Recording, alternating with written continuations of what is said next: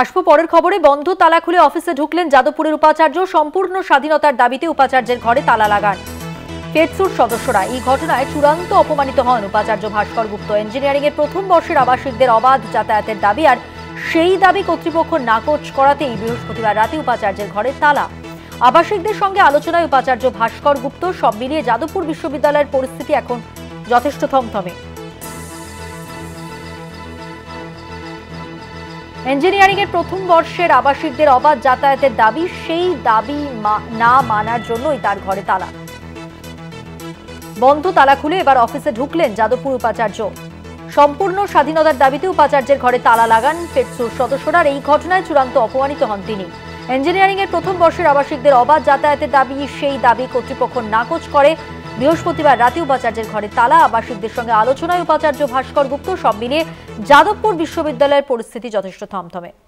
শুভঙ্কর মণ্ডল রয়েছেন আমাদের সঙ্গে টেলিফোন লাইনে। শুভঙ্কর, আমরা দেখতে পাচ্ছি যে একটা জটিলতা তৈরি হয়েছে, যেখানে তালা লাগিয়ে দেওয়া হয়েছিল, ফেডসুর সদস্যরা তালা লাগিয়ে দিয়েছিল এবং শেষ পর্যন্ত উপাচার্য তিনি তালা খোলেন এবং অফিসে ঢোকেন। সব মিলিয়ে এই মুহূর্তে কি ছবিটা? দেখো, উপাচার্যের সঙ্গে আমরা কলকাতার তরফ থেকে কথা বলেছি এবং গতকাল থেকে আমরা এই খবর প্রথম দেখিয়ে এসেছি মধুমন্তী, যে যাদবপুর বিশ্ববিদ্যালয় নজিরবিহীনভাবে, এর আগে কোনো বিশ্ববিদ্যালয়ে কিন্তু এই ধরনের ঘটনা ঘটেনি, যেখানে একজন উপাচার্য যিনি বিশ্ববিদ্যালয়ের সর্বোচ্চ ক্ষমতার অধিকারী এবং তার ঘরের দরজায় তালা মেরে দেওয়া হয়েছে। কি কারণ? কেননা যারা আবাসিক রয়েছেন প্রথম বর্ষের, বলা যেতে পারে বকলমে ফেডসু ইঞ্জিনিয়ারিং ফ্যাকাল্টির যারা স্টুডেন্ট রয়েছে, তারা বিশ্ববিদ্যালয় উপাচার্যের ঘরের সামনে আসেন। তাদের কি দাবি রয়েছে? তাদের বেশ কিছু দাবি রয়েছে। তার মধ্যে দু তিনটি দাবি এমন যেগুলো উপাচার্য অন্যায্য বলে জানিয়েছেন। কি দাবি?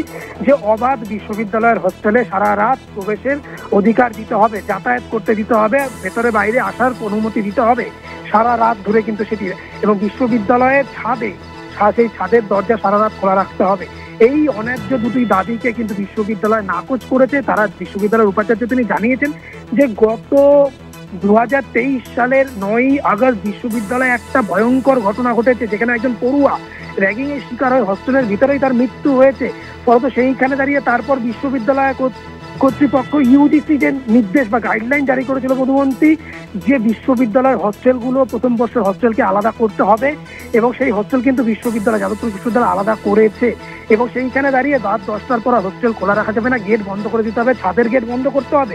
সেই নিয়ম বিশ্ববিদ্যালয় মানছে, কিন্তু এখানেই সব থেকে বড় প্রশ্ন, যারা আবাসিকরা রয়েছেন তারা কিন্তু এই দাবিগুলো নিয়ে সোচ্চার হয়েছে। তাহলে কি বলা যেতে পারে যে প্রকলমে তারা ফের এই ধরনের ঘটনাকে প্রহসন দিচ্ছেন? কেননা তারা কিন্তু একবারও সংবাদ মাধ্যমের সামনে আসেন, উপরন্তু আমরা যখন তাদের বিক্ষোভের ছবি করতে যাই আমাদের উপরে রীতিমতো চড়া হন তারা সেইখানে তারা গলা উঁচিয়ে কথা বলতে চান, তারা হুমকি পর্যন্ত দেন। আমরা তারপরও এই খবর সংগ্রহ করেছি এবং তারা এই মুহূর্তে উপাচার্যের সঙ্গে ঘরের ভেতরে কথা বলছেন। উপাচার্য তাদের প্রত্যেককে ডেকেছেন, প্রথমে 5 জনকে ডেকেছিলেন, তারা সেটি নাকচ করেন। তাদের প্রত্যেককে ঘরের ভেতরে ডেকেছেন, উপাচার্য তাদের সঙ্গে কথা বলেছেন। কিন্তু কলকাতা দিদিকে তিনি স্পষ্ট জানিয়েছেন যে দাবিগুলো করছেন সেটা কিন্তু একেবারে বিশৃঙ্খলা তৈরি করবে বিশ্ববিদ্যালয়। স্বাধীনতার নামে কেউ যদি বিশৃঙ্খল পরিস্থিতি তৈরি করতে চায় সেটা কিন্তু একেবারেই কাম্য নয়। এবং এর আগেও এই ধরনের ঘটনা চাক্ষুষ করেছে বিশ্ববিদ্যালয়। সেইখানে দাঁড়িয়ে পড়ুয়াদের নিরাপত্তা এই ক্ষেত্রে সব থেকে বড়, যেটি কিন্তু ওই পড়ুয়া প্রথম বর্ষের পড়ুয়ার মৃত্যুর পর থেকে বিশ্ববিদ্যালয় আরো জোরালো হয়েছে। সেখানে সিসিটিভি ক্যামেরা বসেছে, সেখানে প্রথম বর্ষের পড়ুয়াদের জন্য হস্টেল ছিল না, তাদেরকে হস্টেল দেওয়া হয়েছে। আর সেই পড়ুয়ারাই বলছেন তাদের হস্টেলে সিনিয়রদের অবাধ প্রবেশ করতে দিতে হবে, এক হস্টেল থেকে আরেক হস্টেলে যেতে দিতে হবে। শুধু তাই নয়, রাত 10টা পর হস্টেলের গেট খুলে রাখতে হবে, ছাদের দরজা সারা রাত খুলে রাখতে হবে। তাহলে কি যে ধরনের অন্যায় কাজ বিশ্ববিদ্যালয়ের আগে হতো ওই ছাত্রের মৃত্যুর পর, যেগুলো কিছুটা হলেও কমানো গেছিল, এবং সেগুলো কি তারা সেগুলোতে সেই যে ছাই, সেই ছাইতে কি তারা আবার পু দিয়ে বা হাওয়া দিয়ে সেটিকে আবার অগ্নিদগ্ধ করতে চাইছে, আরো আগুন সেখানে লাগাতে চাইছে? এটি কিন্তু বিশ্ববিদ্যালয়ের উপাচার্য প্রশ্ন তুলেছেন এবং তিনি কিন্তু বারবার জানিয়েছেন এই দাবি তাদের অন্যায্য দাবি। এই দাবি বিশ্ববিদ্যালয় কোনোভাবেই মানবে না, তাদের এই দাবি মানে না। তবে তাদের আরো একটি দাবি ছিল, একটি দুটি দাবি, তার মধ্যে কিন্তু অবশ্যই সেখানে লাইট, ফ্যান, জল থেকে শুরু করে যাবতীয় যেগুলো বন্দোবস্ত করতে বলা হয়েছে। উপাচার্য কিন্তু জানিয়েছেন যে ডিন অফ স্টুডেন্ট রজত রায়, তিনি এখানে উপস্থিত রয়েছেন। হস্টেলের আরো যারা রয়েছেন তারা কিন্তু তার ঘরেই উপস্থিত ছিলেন সেই সময়। তাদেরকে কিন্তু তিনি বলেছেন যে এই জল, পাখা থেকে শুরু করে যা যা সমস্যা রয়েছে সেইগুলোকে কিন্তু অবিলম্বে সমাধান করতে, এবং এই সমস্যাগুলো সমাধান করা হয়।